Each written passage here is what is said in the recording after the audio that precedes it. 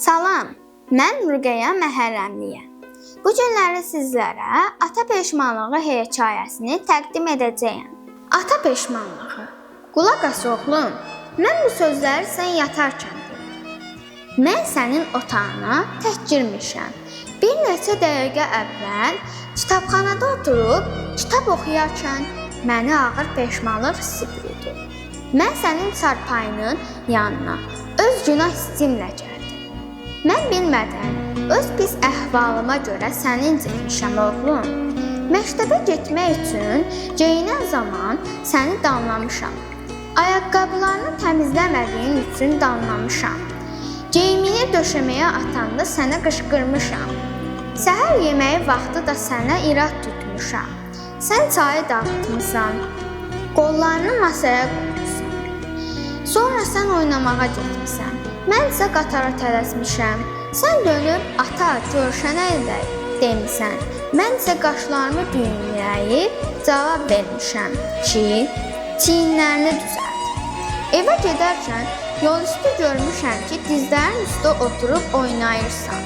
Şalvarında deşiklər açılır. Səni dostlarının yanında pərt etmişəm. Məcbur etmişəm ki, qabağıma düşüb evə gedəsən. Yadındadır, sən kitabxanaya girdin. Mən də orada kitab oxuyurdum. Sənin baxışlarında qorxu, ağrı vardı. Mən kitabın üstündən sənə baxdım. Mane olduğun üçün qəzəblənərək soruşdum ki, sənə nə lazımdır? Sən heç nə cavab vermədin. Mənim üstümə atıldın. Mənim boynumu qucaqladın və öpdün. Sənin əllərin məni sevgi ilə sıxırdı.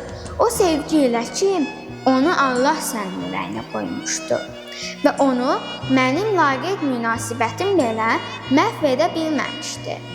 Sonra sən ayaqların bir-birinə dolaşa-dolaşa pilləkənlə yuxarı qalxdın. Oğlum, bundan sonra kitab əlimdən düşdü və məni dəhşət bürüdü. Gör vərdiş məni nə hala salır. Sənin ürəyində isə bu qədər gözəllik, səmimilik, yaxşılıq var. Oğlum, bu gün mən sənin çarpayının yanına gəlmişəm və utanaraq, xəcalət çəkərək sənin qarşında diz çökürəm.